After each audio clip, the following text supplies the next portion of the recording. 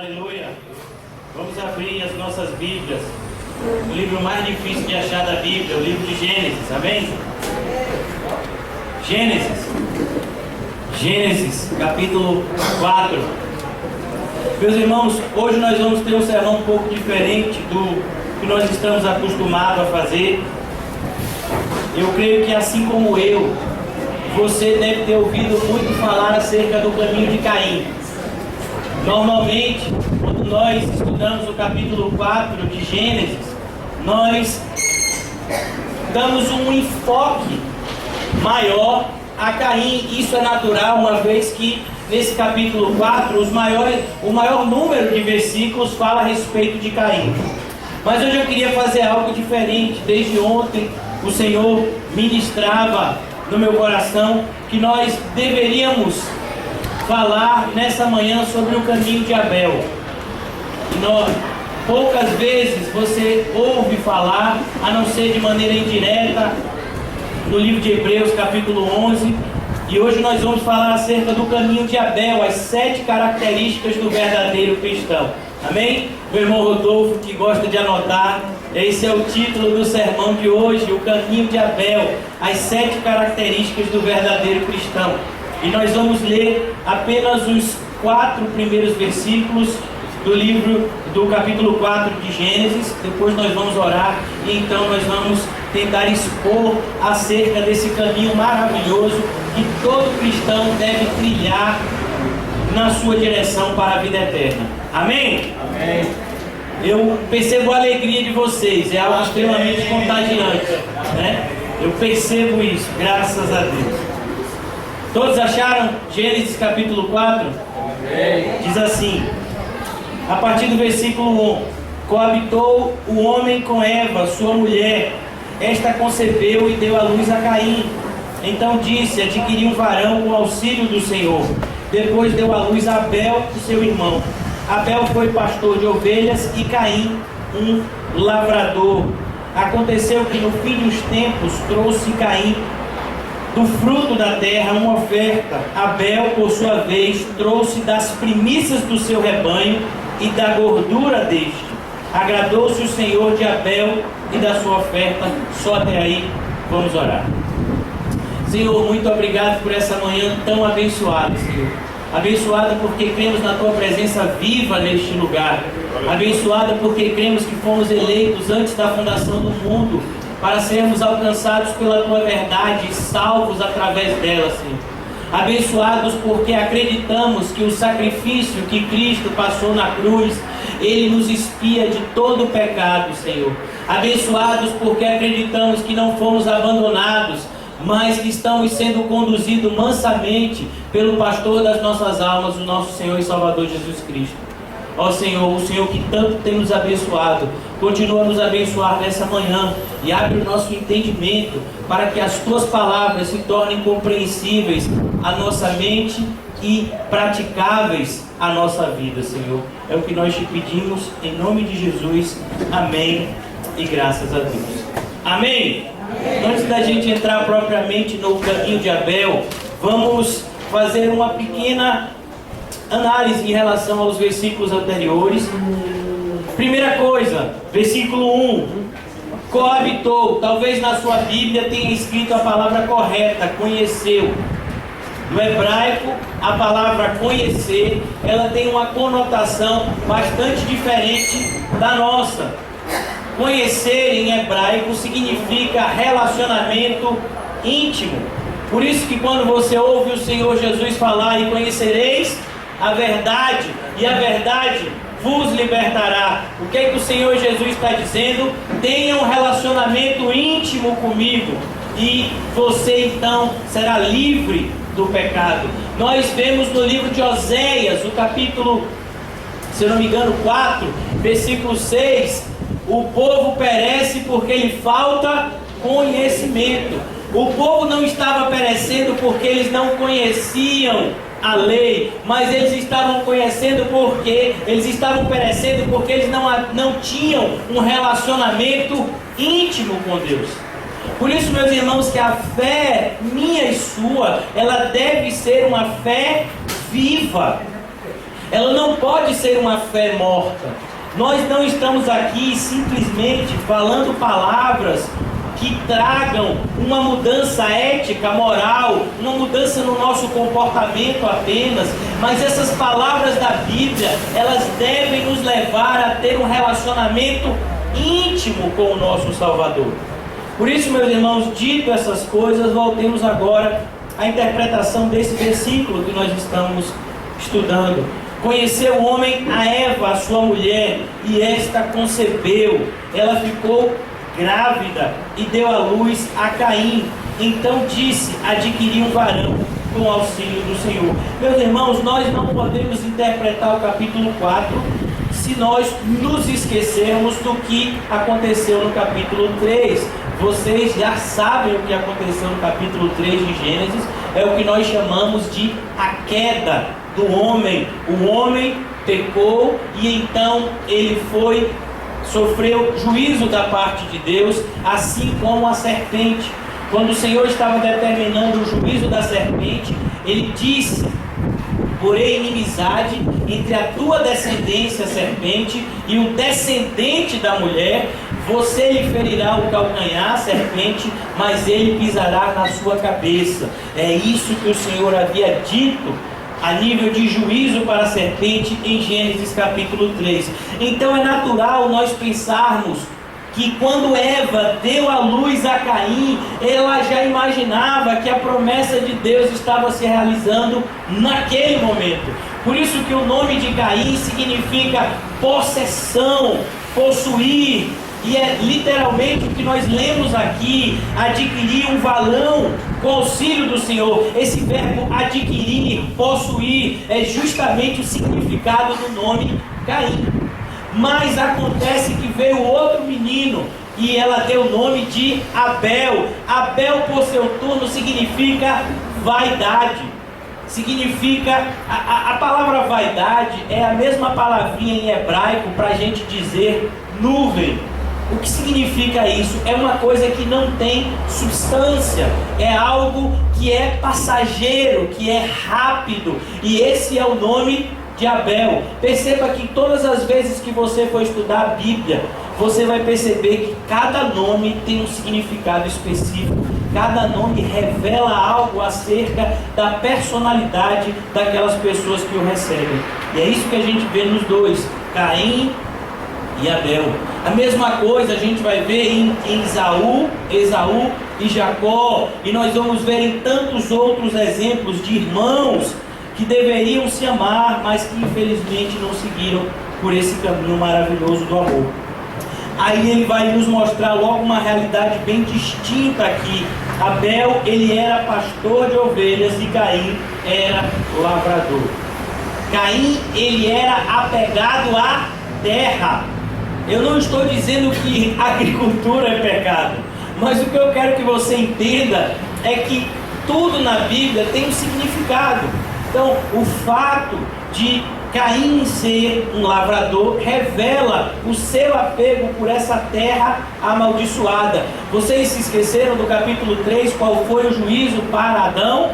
Adão, maldito seja a terra por tua causa.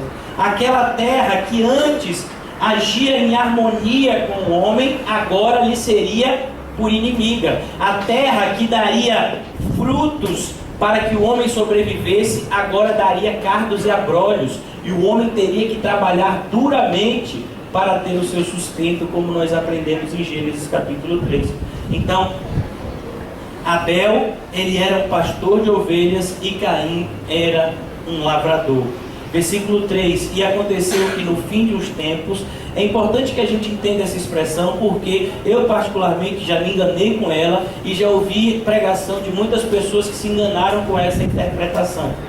Essa partezinha do versículo, no fim dos tempos, não significa que que Caim pegou o resto do que tinha no final do seu tempo. Não. Quando ele diz no fim dos tempos, ele está falando em relação a uma passagem de tempo que houve entre o nascimento de Abel e de Caim e o momento que essa oferta foi oferecida. Eles não eram crianças, eles já eram adultos, eles já eram homens. Então é isso que essa passagem inicial quer dizer. Aconteceu que no fim de os tempos haviam se passado tempos. Provavelmente, segundo a maioria dos estudiosos, Caim e Abel não eram os únicos filhos de Adão e Eva nesse momento. Adão e Eva já tinham tido muitos outros filhos, mas Caim e Abel, eles eram os primeiros. Então eles vão lá e eles apresentam um sacrifício a Deus. Percebam uma coisa, meus irmãos: o homem sempre soube que precisava manter um relacionamento com Deus. Desde que Adão e Eva foram expulsos do jardim do Éden, perceba, eles foram expulsos do jardim do Éden. Eles não foram expulsos do paraíso porque eles nem chegaram lá, né? Então, eles foram expulsos do jardim do Éden. Eles ensinaram para os seus filhos. Como é que a gente sabe disso? Porque Caim e Abel só iriam oferecer sacrifícios se eles tivessem aprendido com alguém. E eles aprenderam com os seus pais. E eles agora estão oferecendo sacrifícios ao Senhor. Há um entendimento que, ao nosso ver, talvez seja um pouco equivocado a respeito do fato de Deus não ter recebido a oferta de Caim. A gente vai falar um pouco mais sobre isso na semana que vem, quando nós vamos falar acerca do caminho de Caim. Hoje nós estamos enfocando no caminho de Abel. Mas é importante que a gente entenda, antes da gente chegar na oferta de Abel, entender que Deus não se agradou da oferta de Caim. E ele não se agradou porque Caim trouxe frutos, porque Caim trouxe coisas da terra. Não, porque você vai ver, inclusive, na lei, que existem ofertas que são dadas, que são ofertas de cereais, ofertas de produtos. O próprio dízimo, ele era dado daquilo que você tinha. Então, por exemplo, meu irmão pastor Arthur, que tem cara de latifundiário. Então, de repente ele colheu, 500 mil sacas de soja nas fazendas dele lá em Barreiras. E então ele vai e ele apresenta 50 mil sacas de soja como o dízimo dele. O dízimo foi aquilo que lhe foi acrescentado pelo Senhor. Então não é o fato propriamente do tipo da oferta, mas foi a motivação da oferta. E a gente vai aprender isso daqui a pouco, quando nós estudarmos o livro de Hebreus. Então, no versículo 4, Abel, por sua vez, trouxe as primícias do seu rebanho e da gordura deste. Perceba que Abel separou os melhores cordeiros e a melhor parte do cordeiro para poder oferecer ao Senhor. Então, nós já percebemos que a motivação de Abel já se apresenta diferente da motivação do seu irmão. Meus irmãos, e a gente vai parar por aqui no livro de Gênesis, e eu quero convidar vocês a passearem comigo no livro de Hebreus agora. Hebreus capítulo 11.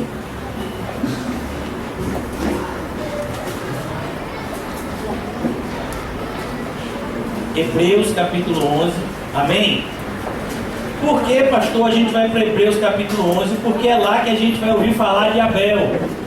E Abel, nós vamos ouvir falar de Abel justamente na parte do livro de Hebreus chamada A Galeria dos Heróis da Fé. Nós vamos ver quem é o time. Sabe, às vezes a gente diz assim: rapaz, Moisés era o cara, Noé foi um camarada super obediente a Deus. Mas deixa eu lhe dizer uma coisa: eles aprenderam isso tudo com Abel. Abel foi o primeiro a seguir esse caminho santo. Sabe, o santo caminho que nós ouvimos falar na chegada de Jesus? Ele diz: buscai entrar pela porta estreita, andem pelo caminho apertado. Esse é o caminho que leva à salvação. Pois foi esse o caminho que Abel percorreu, e ele foi o primeiro a percorrer esse caminho. E hoje, olhando para a vida de Abel, nós vamos tentar extrair da vida dele 7 características do verdadeiro cristão. Amém? Fale com o seu irmão do lado e diga: hoje você vai aprender como ser um cristão. Amém? Graças a Deus. Meus irmãos, olha o que está escrito aqui no versículo 4 do capítulo 11 de Hebreus. Pela fé, Abel ofereceu a Deus mais excelente sacrifício do que Caim. Parem aí, ele ofereceu mais excelente sacrifício. Meus irmãos, e dessa palavrinha sacrifício, nós vamos extrair as 3 primeiras características. Talvez, se você não quiser ir lá comigo, mas no capítulo 12 do livro de Romanos, nós lemos o que Paulo vai falar. Ele vai dizer o seguinte, no capítulo 12 do livro de Romanos: rogo-vos, pois, irmãos, pelas misericórdias de Deus, que apresentei o vosso corpo por sacrifício. Então, meus irmãos, essas são as 3 primeiras qualidades do verdadeiro cristão. O sacrifício deve ser vivo. O que significa isso para nós a nível de qualidade cristã? Meus irmãos, quando o Senhor Jesus nos chamou a seguir, o Senhor Jesus não chamou ninguém no cemitério. O Senhor Jesus não chamou ninguém no necrotério. O Senhor Jesus chamou pessoas vivas.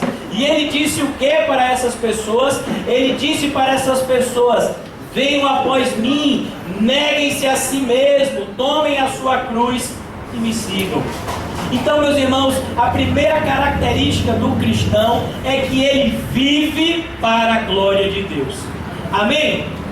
Não existe característica que mais demonstre o nosso cristianismo do que viver para a glória de Deus. O apóstolo Paulo vai falar isso em 1 de Coríntios: quer comais, quer bebais, quer façais qualquer outra coisa, faça para a glória de Deus. No capítulo 11 de Romanos, versículo 36, nós ouvimos: porque dele, por ele e para ele são todas as coisas, a glória seja dada somente a ele. Amém. Então, meus irmãos, essa é a primeira característica do cristão. Mas como viver uma vida para a glória de Deus? Muito simples. Viver uma vida para a glória de Deus, em primeiro lugar, significa não viver uma vida para a sua própria glória. Isso parece lógico, isso parece uma coisa até redundante, mas, meus irmãos, as coisas mais simples de entender são as mais difíceis de praticar. Quando o Senhor Jesus disse renuncie a tudo, o que ele estava dizendo? Ele estava dizendo renuncie a tudo. Não, pastor, tem alguma coisa por trás disso? Tem não, meu filho. Ele estava dizendo renuncie a tudo. E o que significa renunciar a tudo? Significa entender que nada do que você acha que é seu. Perceba que eu disse, você acha que é seu. Por exemplo, Renatinho, o homem mais elegante aqui essa manhã, ele acha que essa gravata é dele. Ele só acha. Sabe? Eu poderia dizer aqui a respeito da cabeleira de César, né? Esse topete bonito que ele tem aí. Ele acha que esse cabelo é dele. Ele só acha. Eu poderia falar a respeito do vigor e da saúde de Quinho, né? Mas ele acha, ele pode achar que essa força vem dele, mas não vem. Toda força, ela vem somente do Senhor. Por isso, meus irmãos, é importante que a gente entenda isso. Viver uma vida para a glória de Deus não é o fato da gente renunciar simplesmente, mas é o fato da gente entender que a gente nunca possuiu nada mesmo. É tudo dele. Por isso que o Senhor Jesus disse: olha, sabe, aquele que tem se lhe dará mais ainda, e aquele que não tem, até o que ele acha que tem, lhe será tirado. Por que ele está dizendo isso? Aquele que tem o Espírito Santo, aquele que recebe dons espirituais, à medida que ele busca mais a Deus, ele recebe mais do Espírito Santo. Mas aquele que não tem o Espírito Santo, mas se apega às coisas materiais, até o que ele acha que tem, lhe será tirado. Temos uma parábola na Bíblia que deixa isso muito transparente para a gente. Quando o Senhor Jesus fala de um rico que colheu uma grande colheita, e a colheita era tão grande que não deu para colocar no seu celeiro. Então ele disse: eu construirei um celeiro maior ainda para colocar os meus bens. Olha, ele achava que tudo era dele. E quando ele terminou de construir aquele celeiro enorme, que ele colocou todos os bens dele ali, o Senhor disse: louco, ainda hoje eu virei buscar a tua alma. E o que você preparou, para quem será? Sabe, tudo aquilo que ele achava que era dele, ele não ia usufruir absolutamente nada. Por quê? Porque aquilo nunca foi dele. Sabe, meus irmãos, eu vou lhe dizer uma coisa: todo governo é estelionatário, fora as corrupções. Mas quando você adquire, por exemplo, uma casa, né? Então você recebe uma certidão de que aquela zona, aquele pedaço de terra é seu. Deixa eu dizer, isso é mentira. É de Deus aquele pedaço de terra. Não, mas eu tenho uma escritura. Eu sei, vá lá, quando você chegar no céu, mostre para Deus, pergunte se aquela escritura está valendo. Não está. Então, o homem, ele toma posse de uma coisa que nunca foi dele. Por isso, meus irmãos, essa é a primeira característica. Você precisa se oferecer a Deus como um sacrifício vivo, viver uma vida para a glória dele, entendendo que tudo sempre foi dele. Então, quando você renuncia a tudo, você não está fazendo nada mais do que a sua obrigação.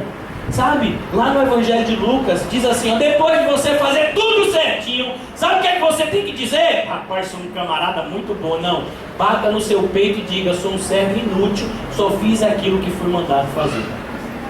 É isso que a Bíblia nos ensina. Então, a primeira coisa, viva a vida para a glória de Deus. Segunda característica do discípulo cristão, ele é santo. Sabe, meus irmãos, muitas pessoas querem ter uma vida, mas eles não querem ter uma vida santa. Muitas pessoas dividem a sua vida em santa e profana. Então, por exemplo, todo mundo está aqui na igreja, então nós estamos com a nossa capa de santo. Aí a gente vai para um outro ambiente, e aí a gente bota outro tipo de capa, e é o que nós chamamos de máscaras. E sabe como Jesus chamou esse tipo de pessoas? Hipócritas. A palavra hipócrita, que vem do grego, significava justamente os atores gregos que usavam máscaras. Lá na Grécia só existiam dois tipos de peças teatrais, por assim dizer. Era a comédia e o drama. Então, quando você era um ator e você ia contar uma comédia, você botava aquela máscara do sorriso, comediante. Quando você estava contando uma história de drama, você colocava aquela máscara com a boca para baixo, de tristeza. Então, esses eram os hipócritas. Por isso que quando Jesus diz dos fariseus hipócritas, ele estava dizendo, fariseus, vocês usam máscaras, e os meus discípulos não podem fazer dessa forma. A santidade não é algo que a gente percebe fora somente, mas a santidade é algo que emana de dentro para fora. Sabe quem é que vai dizer se você é santo? Deus. O meu testemunho a respeito da sua santidade não tem muito valor. Eu posso dizer, quem diria, por exemplo, que Nicodemos não era santo? Nicodemos era um dos principais dos fariseus. Era um homem que dava o dízimo do coentro, da hortelã e do cominho. Era um homem que fazia todos os rituais da purificação exigidos pela lei. Mas quando ele foi conversar com Jesus, Jesus disse, meu filho, você não é santo não. A palavra santo, antes de mais nada, significa separado. É uma palavrinha no hebraico e ela tem o mesmo significado no grego. Por quê? Porque o Antigo Testamento foi escrito no hebraico, o Novo Testamento foi escrito no grego. No hebraico a palavra santo é a palavra kadosh. No grego a palavra santo é a palavra hagios. E significa, ambas as duas palavras, tanto no grego quanto no hebraico, significam separados para Deus. Você precisa entender que você foi separado deste mundo. Você foi separado dessa geração perversa. O que muitas pessoas fazem, você não deve fazer. O que muitas pessoas pensam, você não deve pensar. Aonde a multidão está caminhando, você não tem que caminhar. Porque nós somos santos. Meus irmãos, a igreja que o mundo ama, Deus odeia. Quem está dizendo isso não sou eu, quem está dizendo isso é a Bíblia.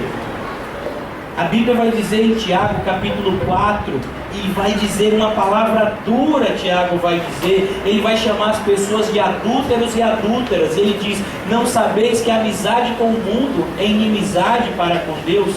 E quando ele fala mundo, meus irmãos, ele não está falando do planeta Terra, mas ele está falando do sistema que governa o planeta Terra. de como as pessoas que vivem no planeta Terra, elas agem.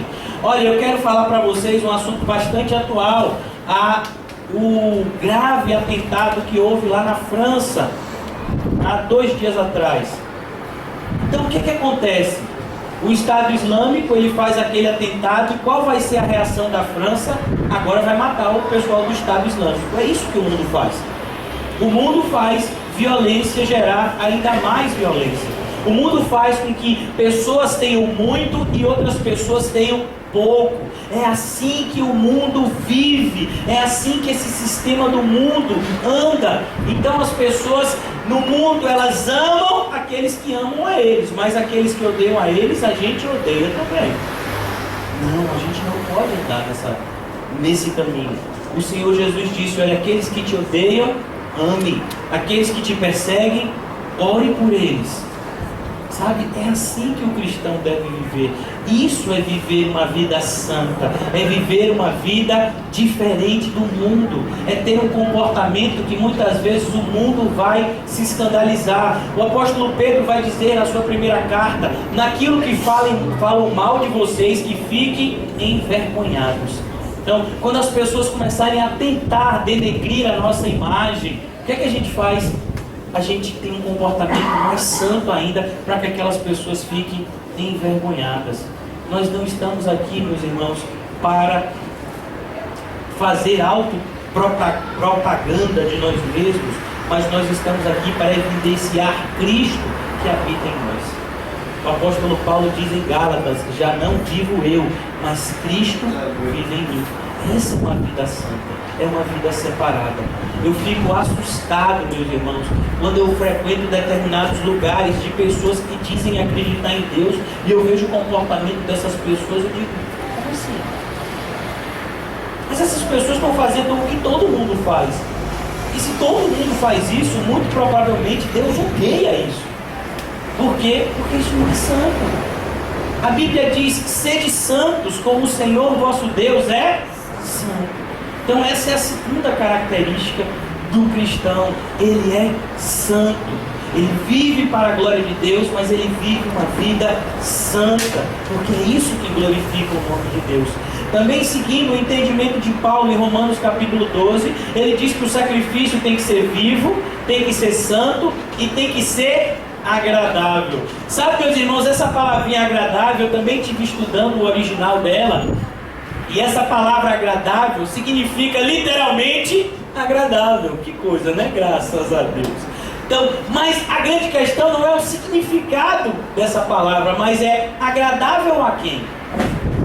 Muitas pessoas pegam essa passagem e dizem assim: não, eu tenho que me sentir bem na igreja. Não, você não tem que se sentir bem aqui não.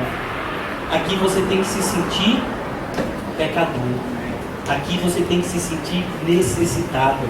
Aqui você tem que sentir a sua miserabilidade diante de Deus e a sua total dependência da graça e da misericórdia do Senhor. É isso que você tem que sentir aqui na igreja. A Bíblia diz: bem-aventurados quebrantados de coração, bem-aventurados pobres em espírito, porque deles é o reino dos céus.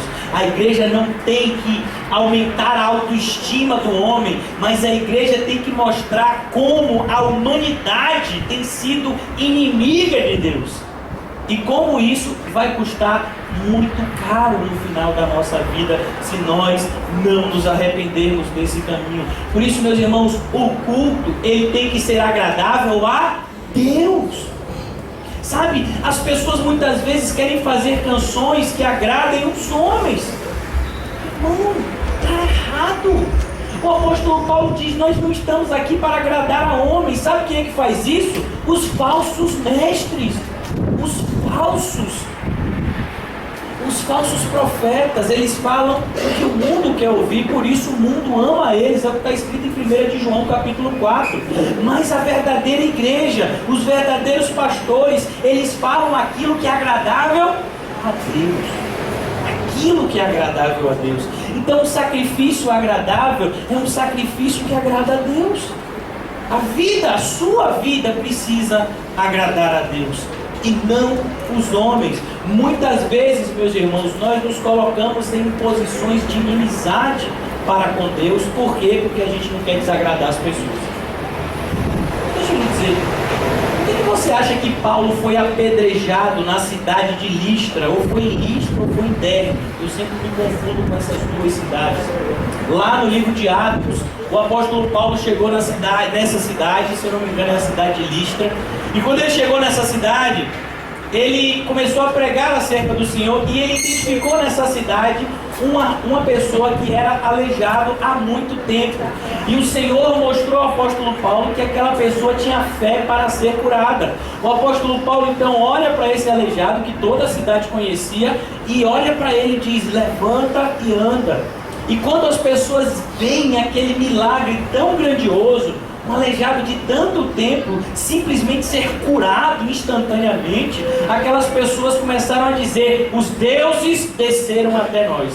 E chamavam Paulo de Júpiter e Barnabé de Mercúrio, ou vice-versa, eu confundo também os nomes, mas eles chamavam Paulo e Barnabé de deuses. E eles então trouxeram bois para sacrificar para Paulo e Barnabé, querendo demonstrar para o povo que Paulo e Barnabé eram deuses. E Paulo impediu eles, usando de muita força, que eles não fizessem isso. Ele disse: a gente não é Deus, nós somos pessoas como vocês. Quem fez esse milagre foi o nosso Senhor Jesus Cristo.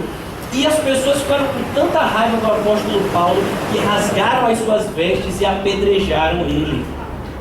Sabe? Paulo falou a verdade. Paulo falou aquilo que era agradável a Deus. E isso suscitou a ira de uma multidão que não queria saber de Deus. Por isso, meus irmãos, você precisa decidir quem você vai agradar na sua vida. Porque eu posso lhe garantir que você não vai conseguir agradar as pessoas e a Deus ao mesmo tempo.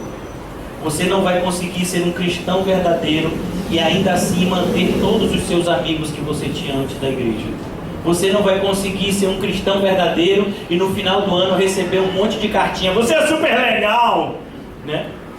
Esses dias eu fazia parte de um grupo que falava das pessoas do meu colégio, um colégio que eu estudei quando eu tinha 5 anos, e estudei nesse colégio por 12 anos. E recentemente eu postei uns versículos bíblicos, e aí alguém extremamente educado, né, postou, uma das pessoas que me conheceu bastante na infância, disse assim: ó, você pode ser evangélico, você pode ser católico, você pode ser ateu, você pode ser não sei o que, você pode ser até Power Ranger, só não seja chato, né? E eu percebi que queria falar alguma coisa comigo, né? Não sei, será que quer dizer alguma coisa para mim? E naquele momento eu louvei a Deus. Que bom que essas pessoas perceberam que eu estou diferente, que eu não sou a mesma pessoa que eles conheceram há 20 anos atrás, que agora para eles eu sou chato, mas para Deus eu creio que isso é agradável. Por isso, meus irmãos, essa é a terceira característica: você precisa ser agradável a Deus. Porque deixa eu lhe dizer uma coisa, talvez você ainda não tenha se apercebido, mas existe uma característica de Deus, ou um atributo de Deus, que se chama onipresença. E esse atributo, ele muitas vezes é extremamente inconveniente para nós, seres humanos. Sabe por quê? Quando você entra no banheiro, que você tranca a porta, você quer que alguém entre e veja o que você está fazendo lá no banheiro? Mas Deus está vendo. Sabe quando você vai contar fofoca para alguém, que você fala bem baixinho assim no ouvido? Sabe? Deus está ouvindo. Deixa eu lhe dizer uma coisa ainda mais constrangedora. Quando você senta confortavelmente e começa a pensar mal das pessoas na sua mente, pois é, Deus está vendo. Esse é um atributo divino da onipresença. Ele está em todos os lugares e a gente fica louco com isso. Mas graças a Deus por isso também, porque se você é cristão, isso não vai ser inconveniente, isso vai ser motivo de segurança. Porque se Deus está em todos os lugares comigo, então eu não preciso temer a Satanás, eu não preciso temer o mundo, eu não preciso temer a minha própria carne. Por quê? Porque Deus está ao meu lado para me ajudar. Esse foi o entendimento de Davi quando escreveu o Salmo 23. Ainda que eu passe pelo vale da sombra da morte, eu não temerei mal algum. Por quê? Porque o Senhor está comigo. Então, meus irmãos, você precisa despertar para a necessidade da sua vida ser agradável a Deus. E a sua vida, na maioria das vezes, só vai ser agradável a Deus quando você começar a desagradar homens. No capítulo 14 do livro de Lucas, do Evangelho de Lucas, o Senhor Jesus fala algo duro para os nossos ouvidos. Ele diz: olha, se você ama o seu pai, a sua mãe, a sua mulher, os seus filhos e filhas, os seus irmãos e irmãs e a sua própria vida mais do que a mim, nem perca o seu tempo. É isso que ele está dizendo. Ele está dizendo: você não pode ser meu discípulo se você ama mais essas pessoas do que a mim. Não dá. Por quê? Porque em determinado momento você vai querer agradar essas pessoas e você vai me desagradar. Deixa eu lhe dar exemplos bíblicos e cristalinos acerca disso. Um sacerdote de Israel chamado Eli, a família dele recebeu uma promessa da parte de Deus, que toda a sua descendência serviria diante do Senhor. E então Eli tem 2 filhos que ele estava preparando para ser os seus sucessores enquanto sacerdotes de Israel. O nome dos filhos era qual? Ofni e Finéias. E Ofni e Finéias faziam coisas que desagradavam a Deus e Eli via, mas Eli fazia o quê? Vista grossa. Até um determinado momento que o anjo do Senhor veio a Eli e disse: sabe, Eli, você amou mais os seus filhos do que a Deus, por isso Deus não vai fazer o que lhe prometeu. E ele diz o seguinte: longe de mim tal coisa, aqueles que me honram eu honrarei, mas aqueles que me desprezam eu os desprezarei. Sabe, meus irmãos, o pecado original entrou no mundo por quê? Porque Adão amou mais a Eva do que a Deus. Sabe quem foi enganado pela serpente? Não foi Adão. Como é que você sabe isso? Basta que você leia 1 de Timóteo capítulo 2, que vai falar exatamente isso. Porque não foi Adão que foi enganado pela serpente. Foi quem? Foi Eva.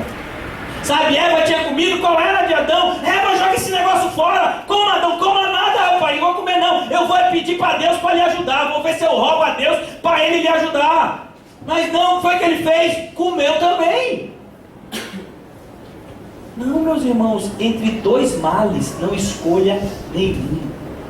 Você não tem que escolher entre um mal grande e um mal menos grande. Não, não escolha nenhum tipo de mal.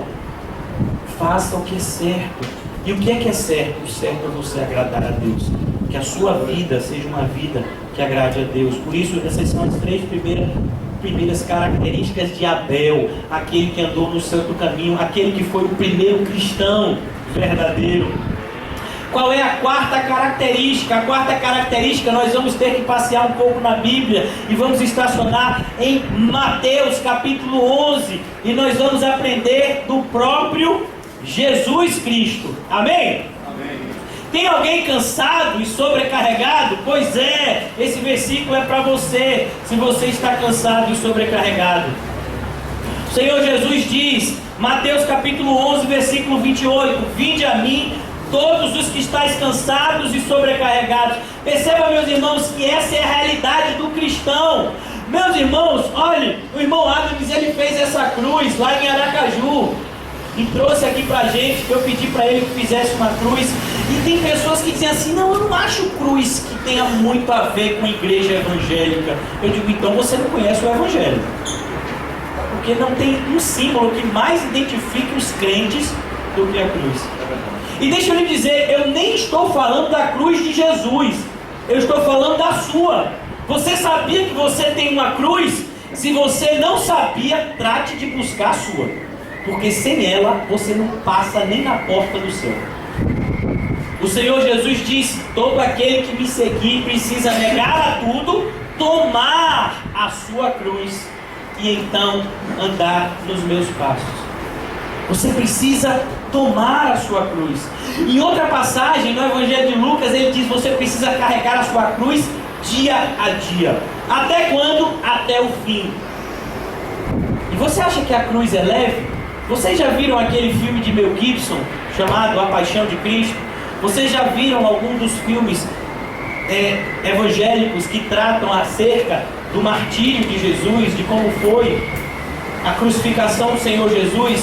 Deixa eu lhe dizer, a cruz não é um elemento hebraico, mas a cruz, ela é um instrumento de morte, por assim dizer, é uma sentença de morte da cultura romana. Mas, milhares de anos, centenas de anos antes, a Bíblia já dizia: maldito todo aquele que for pendurado no madeiro. Mas como é que esses profetas sabiam que Jesus ia para a cruz se a cruz nem era um instrumento de morte para os hebreus? Sabe como é que os blasfemos judeus deveriam morrer? Apedrejado. A morte de Jesus naturalmente deveria ser por apedrejamento, mas já estava escrito que fosse pela sua cruz. Por que eu estou dizendo essas coisas? Porque, meu irmão, se você é crente, você tem que estar cansado e sobrecarregado. O crente, ele precisa renovar as suas forças dia a dia. Sabe, às vezes a pessoa diz assim: pai, me enchi tanto de Deus que eu estou assim, cheio do Espírito para uma semana. Eu digo: então não foi de Deus que você se encheu, não. Pode ter sido de vento, de água, de comida, mas de Deus não foi, não. Porque de Deus a gente se enche para hoje, e amanhã tem que se encher de novo, e todo dia tem que se encher e se encher do Senhor. Por quê? Porque todo dia a gente acorda tão cansado de ser cristão. Não que ser cristão seja ruim, mas ser cristão é uma responsabilidade muito grande. Nós vivemos em um mundo de trevas e nós somos a luz desse mundo. Nós vivemos no meio de uma geração adúltera e perversa e nós somos santos. É isso que nós somos. A luz do mundo, o sal da terra, discípulos do Senhor Jesus Cristo. Essa é a nossa grande responsabilidade. E por isso muitas vezes nos sentimos sobrecarregados. O apóstolo Paulo, no capítulo 7, ele abre o seu coração e ele diz: miserável homem que sou, quem me livrará do laço dessa morte? Sabe por que a gente se sente cansado e sobrecarregado? O pastor Paul Washer, ele conta uma época que ele estava na faculdade de teologia e ele tinha um pastor que ele amava muito, que era uma pessoa bastante correta, e sempre quando ele estava mal, ele ia conversar com esse pastor. E aí ele chegou para esse pastor, sabe, num dia assim, ele estava bastante triste, com a cabeça baixa, e o pastor disse: Paul, o que você tem? E ele diz assim: eu não consigo ser como Cristo, eu não consigo ser como Cristo. Ah! O pastor disse: bem-aventurado os pobres em espírito, porque deles é o reino dos céus. Sabe, meus irmãos, esse desespero em muitos momentos da gente não conseguir ser como Cristo, na maioria das vezes é a certeza de que nós estamos indo para o céu. Sabe aquele camarada que está muito tranquilo com o seu cristianismo? Provavelmente está indo para o inferno. Porque o crente verdadeiro, ele nunca está satisfeito consigo mesmo. Sabe por quê, meus irmãos?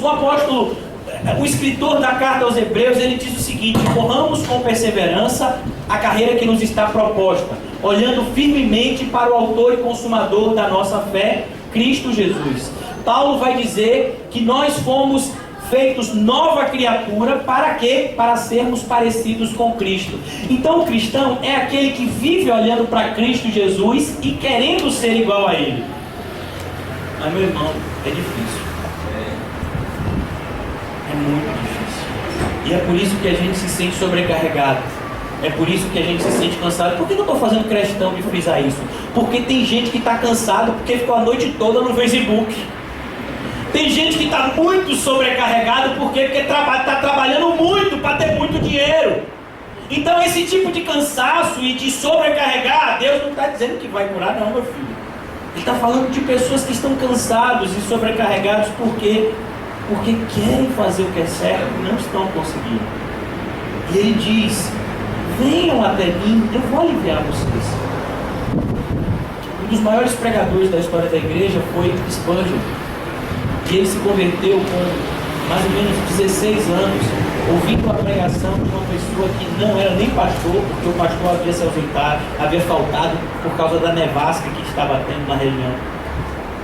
E aquele pastor repetia para Spurgeon, a igreja estava praticamente vazia, Spurgeon era um dos únicos que estava na igreja. Ele olhava para Spurgeon e repetia o capítulo 45, versículo 22 de Isaías: olhai para mim e sede salvos, olhai para mim e sejam salvos vocês e todos os povos da terra. Sabe, meus irmãos, o que é que eu e você temos que fazer quando nós estamos cansados e sobrecarregados? A gente tem que ir no shopping, dar uma volta, a gente tem que dormir um pouquinho? Não, a gente tem que se ajoelhar e olhar para Jesus. Olhe para Jesus quando você estiver cansado. A Bíblia diz que aqueles que esperam no Senhor não se cansarão, mas o Senhor renovará as suas forças, dará asas como de águia, para que eles corram e não se cansem, caminhem e não se fatiguem. Mas o que nós vamos extrair desses versículos não é somente isso. Olha o que ele diz: tomai sobre vós o meu jugo e aprendei de mim, porque sou manso e humilde de coração. E essas são as duas outras características do verdadeiro cristão, características que nós vemos também na pessoa de Abel. A primeira característica que fala aqui é mansidão. E mansidão nada tem a ver em ser uma pessoa tranquila e calma. Ser uma pessoa tranquila e calma é algo bom? É bom. Se você é tranquilo, graças a Deus, que bom que você é tranquilo. Mas tem um monte de tranquilo no inferno. No inferno vai ter um monte de zen, sabe? A pessoa estava tão zen, que Satanás veio e levou ela para lá. Porque sem Jesus ninguém chega no céu. Tá vendo? Só chega no céu com Jesus. Não adianta zen. Sabe? Lá no inferno você vai encontrar um monte de gente. 2, 3, né? Pode contar até 1000, meu filho. Não vai para o céu. Então, tem pessoas que ensinam determinadas fórmulas mágicas. Vou dizer uma coisa para você: você é uma pessoa muito irada. Eu olho para Rodolfo, percebo ele muito irado, né? Isso é uma coisa que o coitadinho não é irado. Mas eu digo assim: Rodolfo, toda vez que você estiver nervoso, vou lhe ensinar uma coisa.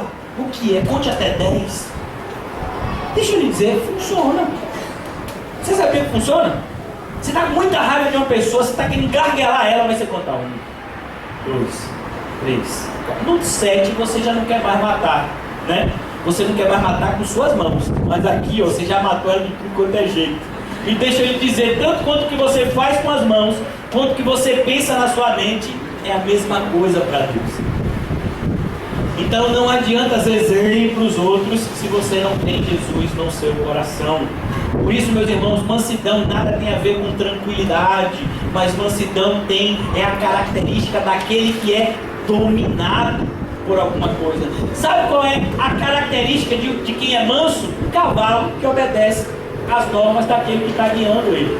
Um animal que vai exatamente até onde a pessoa manda ele ir. Esse é um animal manso. Essa é a mansidão. É aquele que é guiado tranquilamente por Deus através do Espírito Santo na sua vida.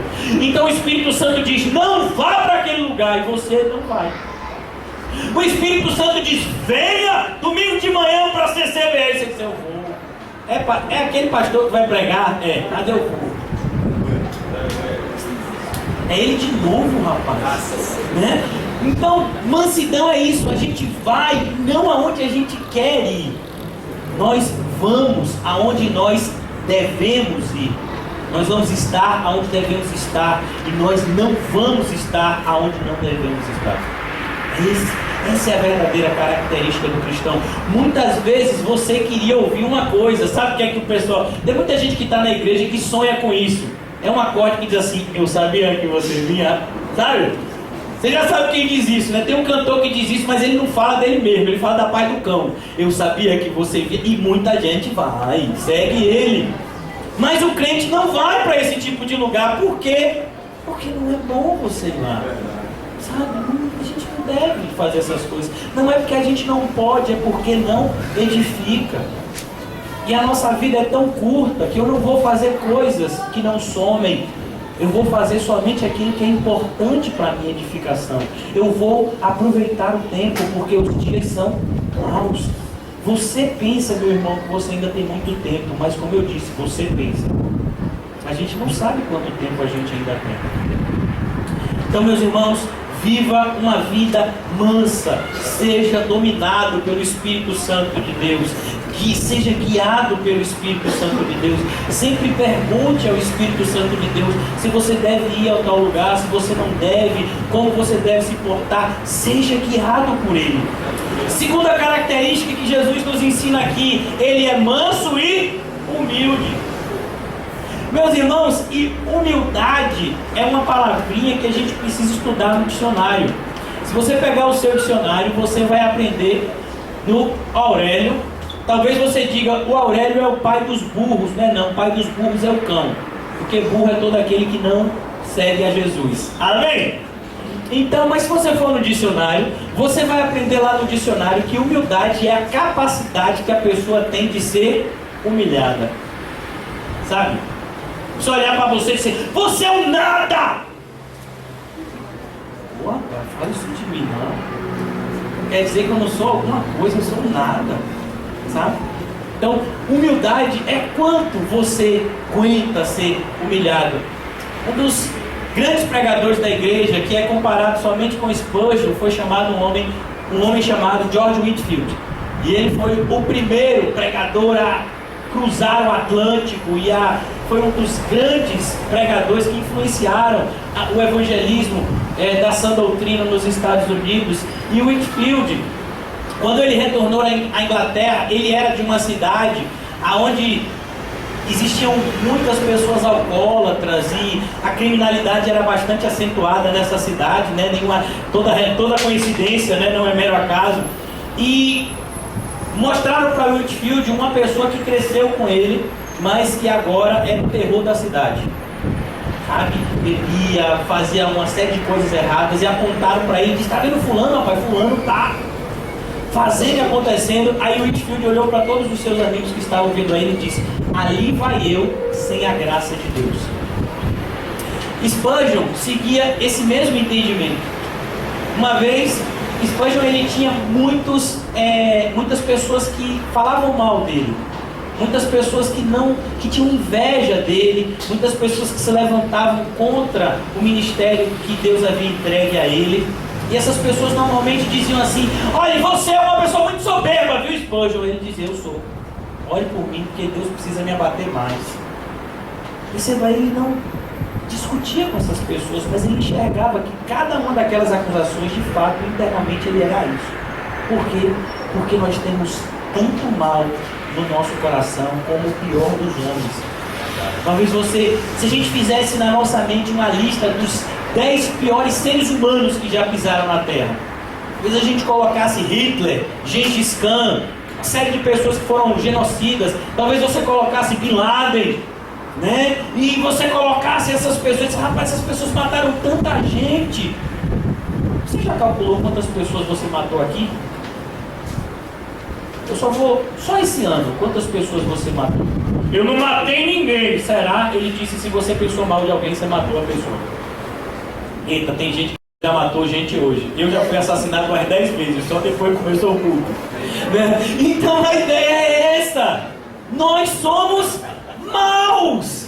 Agora de novo, hoje estão querendo... Calma, gente, graças a Deus, tem um mal vindo sobre nós e não possamos suportar. Então, a ideia, meus irmãos, é essa. Nós precisamos reconhecer as nossas falhas. O pastor Paul Washer, ele tem uma pregação pequenininha assim, disponível no YouTube, que ele fala, a sua fraqueza precisa te levar até Deus. Muitas pessoas se desculpam, dizendo assim, olha, eu queria ser tanto igual ao pastor Arthur, rapaz, que ele é forte assim, que ele vai para a igreja e ele faz isso, ele ora. Não, o pastor Arthur faz essas coisas não é porque é forte, não, é porque é fraco. Por exemplo, você já viu uma pessoa que está com a saúde perfeita chegar no hospital? Por favor, eu quero me internar. Quem é que vai para o hospital? Quem está morrendo? Ou você chega lá na emergência e diz assim, olha, pega uma maca, por favor, está chegando aí a SAMU. A SAMU está trazendo quem? Aí desce da SAMU, camarada tipo José, 5x7, toda assim, saudável. Não, normalmente é quando a SAMU abre, está uma pessoa quase que desfalecendo lá dentro. Então, a sua fraqueza deve lhe levar a Deus, deve lhe levar a Cristo. É a sua humildade que vai permitir que você nunca se aparte dele. Por isso, quando as pessoas dizem assim, ô pastor, eu queria tanto ter força para ser crente, o meu filho crente não é forte, crente é fraco. É na nossa fraqueza que opera o poder de Deus. O Senhor nos dá força e nós vencemos todos os obstáculos, mas não é na nossa força, é na força dele que habita em nós. Nós precisamos ter essa humildade. Sabe por quê? A gente acorda cedo e vem para a igreja porque a gente acredita que a gente precisa ouvir a palavra de Deus. Eu acredito que se eu não ouvir essa palavra de Deus, eu posso desfalecer no caminho. Sabe, o Senhor Jesus, ele estava pregando durante alguns dias para um grupo de pessoas, e os discípulos disseram: despede essas pessoas para que elas vão de cidade em cidade buscando alimento para elas.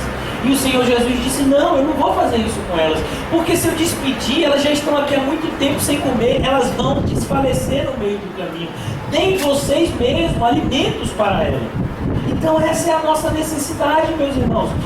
Aqui na CCVE, juntando a CCVE, a Ibari, né, e os nossos encontros na Igreja Formosa Betel, os nossos encontros no Alto das Pombas, nas casas, nós temos mais de 12 encontros por semana. Talvez as pessoas digam assim: é muito. É mesmo. Quantas refeições você fez essa semana? Quem você acha que deve estar mais alimentado? A sua alma ou o seu corpo? Perceba a necessidade que nós temos. Meus irmãos, quando nós acordamos, que a primeira coisa que a gente faz é dobrar o joelho e orar, a gente não faz isso porque a gente é forte. A gente faz isso porque a gente é fraco. Porque eu sei que se eu levantar sem orar, eu não vou conseguir nem tomar um copo de água. Sabe, eu não consigo realizar as mínimas coisas sem o auxílio do Senhor. É essa humildade que nos mantém firmes no santo caminho, que nos evita de desviar para a direita e para a esquerda. Sabe quando é que as pessoas começam a se desviar? Na soberba. Quando elas começam a achar que não precisam tanto assim. Sabe aqueles crentes que dizem assim: não, eu sou crente em minha casa, eu tenho a minha Bíblia, eu leio a palavra lá, minha cá, Renato, é só a sua igreja. Então quer dizer que aquela que pede dinheiro, que manda o povo vender a casa e dar o dinheiro para o pastor, não é de Deus? Só porque ele fez isso? Só porque o pastor é estelionatário, ela não é de Deus? Nada a ver. Sabe, é só a sua que é de Deus. Então a ideia é justamente essa. A ideia é que o que nos mantém aqui? A nossa concepção de que nós somos fracos, de que precisamos de Deus. Talvez você diga: eu não preciso de Deus. Eu preciso. Você talvez não precise, mas eu preciso. Nietzsche, ele foi um filósofo, um pensador muito valorizado pela cultura secular. E ele dizia que a Bíblia e o Evangelho era para fracos. E os crentes, ouvindo Nietzsche falar isso, ficaram revoltados. Eles diziam: não, o Evangelho é para forte. Não, meu filho, Nietzsche está certo, o Evangelho é para fraco. É a nossa fraqueza que opera o poder de Deus. Por isso que nós não temos nos envergonhar daquilo que nos aproxima do Senhor. Sabe, meus irmãos, quando perguntaram para ele o que é que ele mais agradecia a Deus, ele disse para a jornalista que estava entrevistando ele: em segundo lugar, eu agradeço a Deus pela minha saúde. E a jornalista ficou encucada. Ele disse: em primeiro lugar, o que é que você mais agradece a Deus? Ele: pelas minhas constantes enfermidades.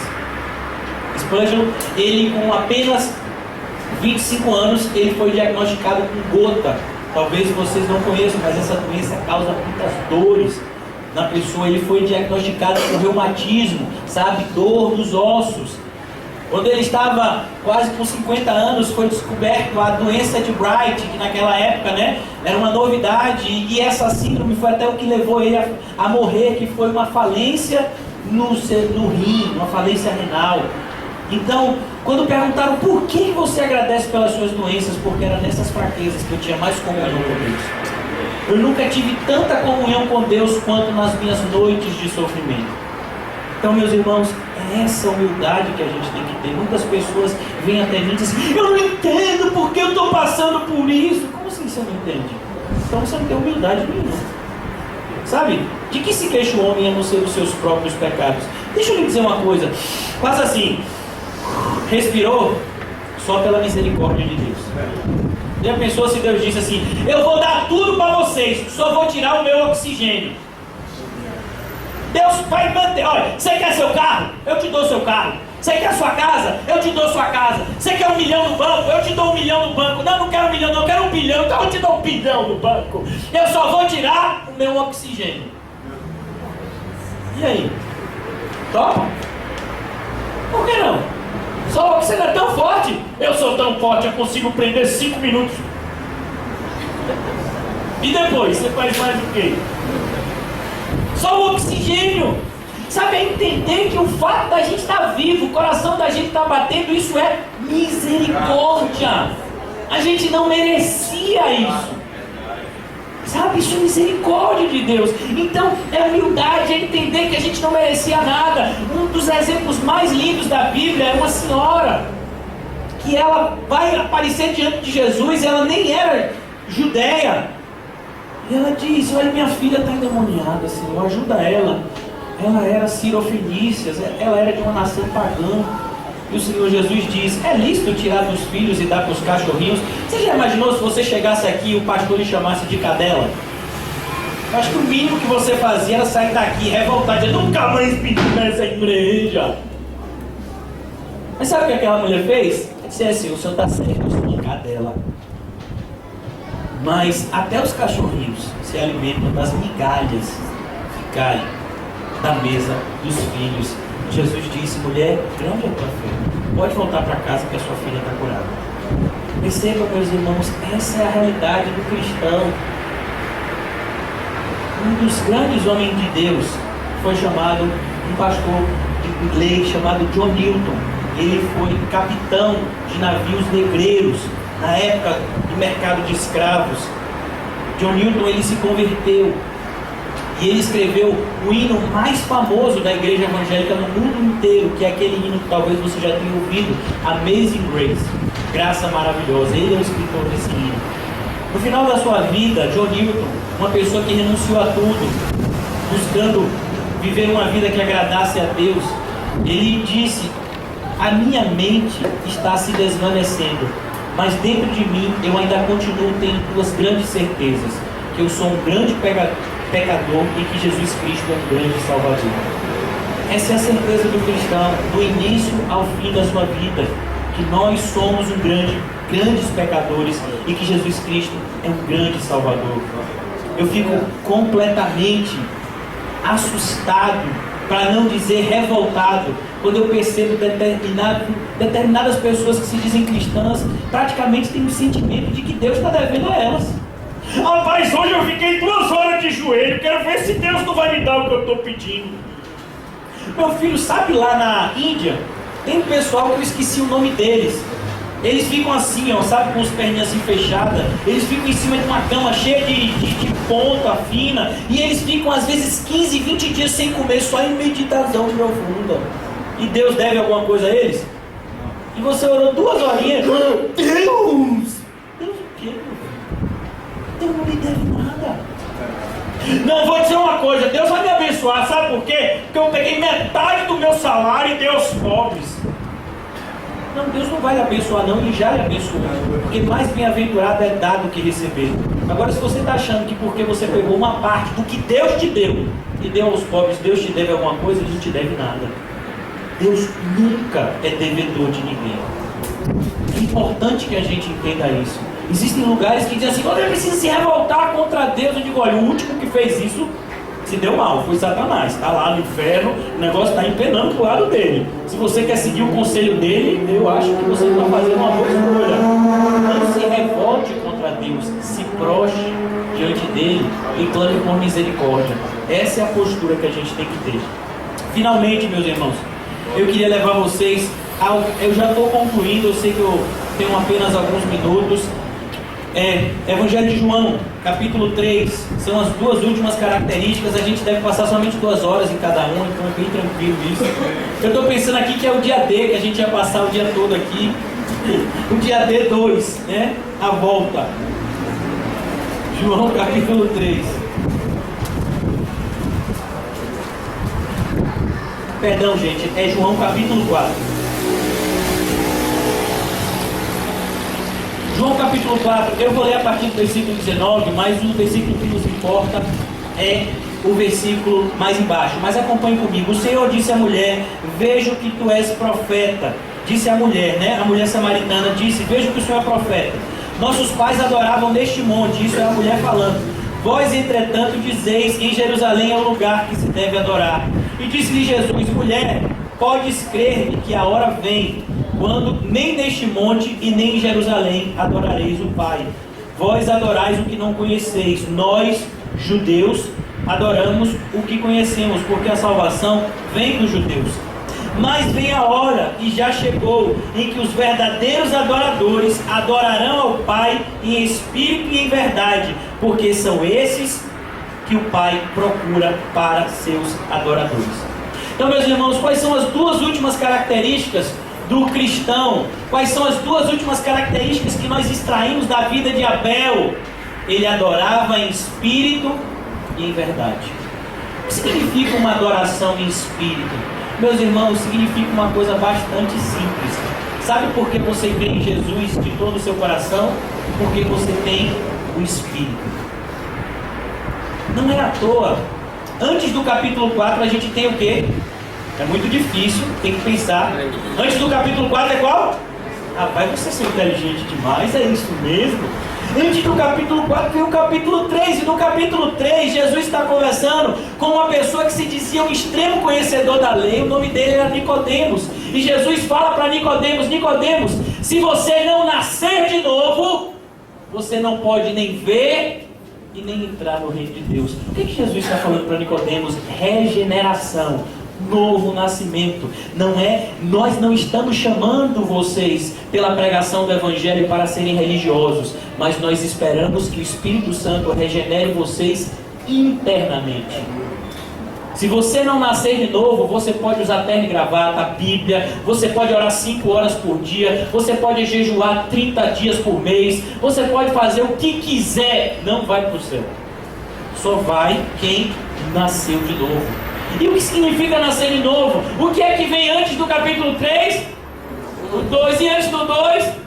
Lá no capítulo 1, Jesus fala: quem é que nasceu de novo não nasceu da carne, nem do sangue, e nem da vontade do homem, mas nasceu da vontade de Deus. Capítulo 1, versículo 13, desse mesmo Evangelho de João.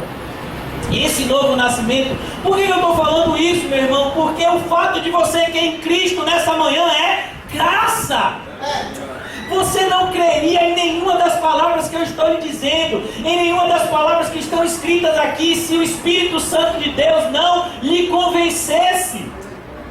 Nós que cremos em Cristo, nós temos o Espírito Santo de Deus. Basta agora que venhamos a ter o cuidado de nos encher dele diariamente. É o que Paulo vai dizer lá no livro de Efésios, se eu não me engano, 5,18. Não vos embriagueis com o vinho, mas enchei-vos do Espírito Santo. Então, meus irmãos, ter o Espírito Santo, acreditar em Cristo de Jesus de todo o coração, é a mesma coisa.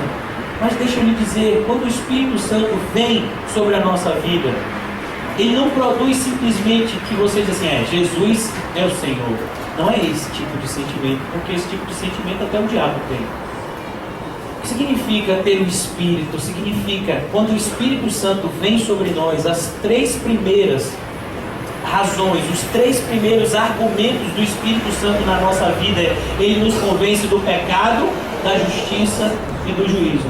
Sabe um dos assuntos que mais faz separação entre a igreja e o mundo? O juízo de Deus. Porque se eu chamar pessoas que são dos mais diversos credos, até pessoas que se dizem ateus, e dizer assim: olha, a gente tem que ser bom com as pessoas, a gente tem que ajudar os necessitados. Aí todo mundo, eu já ouvi de pessoas assim: de fato, todo mundo tem que ter uma religião é algo que faz bem, deixa a pessoa mais tranquila. Aí num grupo de pessoas você diz assim: mas tem um inferno, quem não tem Jesus vai para o inferno. E aí já vem o radical. A conversa estava tão boa. Eu já disse que você pode ser evangélico, você pode ser o que for, você pode ser até Power Ranger, só não seja chato. Você vem falar negócio de inferno? Inferno tá lá, rapaz. Inferno não existe. E vai lá, todo mundo que não tem Cristo vai para o inferno. Pois eu não acredito. Eu acredito que eu vou reencarnar em uma borboleta. Eu digo: meu filho, você pode acreditar que vai reencarnar numa borboleta, num jaguar, numa tiririca, mas se você não tem Cristo, você vai para o inferno. Por que você acha que as pessoas eram assassinadas? Porque eles pregavam do juízo de Deus. E quando o Espírito Santo vem sobre nós, ele vivifica essa realidade. O crente, ele sabe da realidade do inferno tanto quanto ele sabe da realidade do céu. Mas na igreja as pessoas só querem ouvir falar sobre céu, e ninguém quer ouvir falar de inferno. Mas deixa eu lhe dizer, meu irmão, se o céu existe, o inferno existe também. Tem pessoas que só querem acreditar em uma coisa e decidem não acreditar em outra. Por isso, meus irmãos, se o Espírito Santo está na sua vida, você não acredita na Bíblia de forma parcial, mas você acredita na Bíblia de forma total. Sabe, acreditar em Espírito é justamente isso. É você ser guiado por Ele. É a verdade das Escrituras que vai guiar a sua vida. E isso nos leva ao último ponto que é do discípulo. O discípulo permanece na verdade. Sabe, muitas pessoas, nós estamos aqui falando do livro de Gênesis, e tem muitas pessoas que acreditam na teoria da evolução de Darwin. E eu digo assim, boa sorte para vocês, porque eu não acredito. Veja, você é uma pessoa tão esclarecida, pastor. Você não acredita que a gente veio do macaco? Eu digo, só se for você. Eu não tenho nenhum parentesco com ele. Eu vim de Adão e Eva. Você acredita nesse negocinho de Adão e Eva? Eu digo, até o último fio de cabelo. Agora, tudo bem, você acredita em Adão e Eva, mas você vai me dizer que você acredita em Noé e na arca de Noé? Acredito, tudo que está na Bíblia. A arca de Noé, você acredita nisso? Acredito.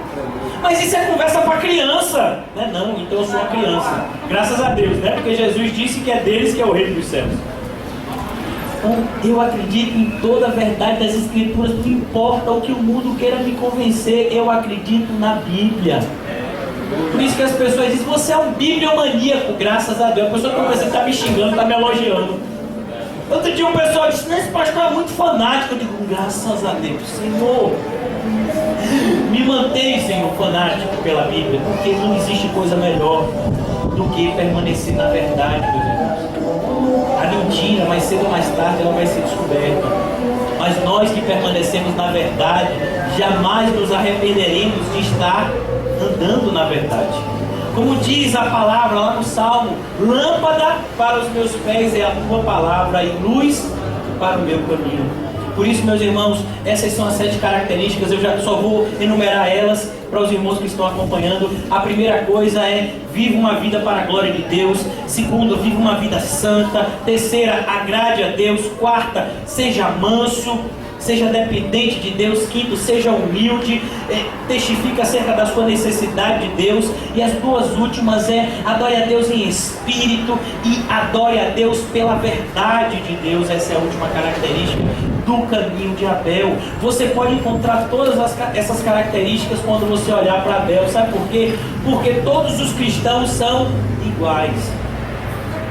Meus irmãos, quando você olha para os seres humanos, você percebe um paradoxo. Que paradoxo? Todos os seres humanos são iguais e todos os seres humanos são diferentes. Esse é um grande paradoxo. Ou a gente é igual ou a gente é diferente. Não, a gente é igual e a gente é diferente. Todo ser humano, talvez você diga, não, tem ser humano, por exemplo, minha irmãzinha tem um rim só, né? Então, normalmente tem 2, mas deixa eu lhe dizer, todo ser humano precisa de oxigênio para viver. Você conhece alguém que não precisa? Pois é, todo ser humano é igual, mas todo ser humano é diferente. Assim também é todo cristão. Todo cristão é igual nessas características aqui, mas nós temos dons diferentes. Talvez você tenha determinado dom, eu tenha outro, e nós estamos aqui para crescer conjuntamente com o objetivo de propagar o reino de Deus. Mas deixa eu lhe dizer, as características têm que ser as mesmas. Eu poderia aqui, por exemplo, em vez de elencar essas características aqui que eu falei, porque o Espírito Santo de Deus assim me mostrou, mas eu poderia dizer para você 9 características da vida de Abel, e eu tenho certeza que ele tem essas 9 características. Amor, paz, alegria, benignidade, bondade, longanimidade, mansidão, fé e domínio próprio. São as características que estão lá em Gálatas 5:22 como o fruto do Espírito. Então, nós cristãos precisamos olhar para Cristo, conhecer a Cristo, estudar a Cristo, aprender com Cristo para viver como Cristo. Concluindo, em 1 de João 2,6, aquele que diz estar em Cristo tem que andar como ele andou. Amém? Vamos orar.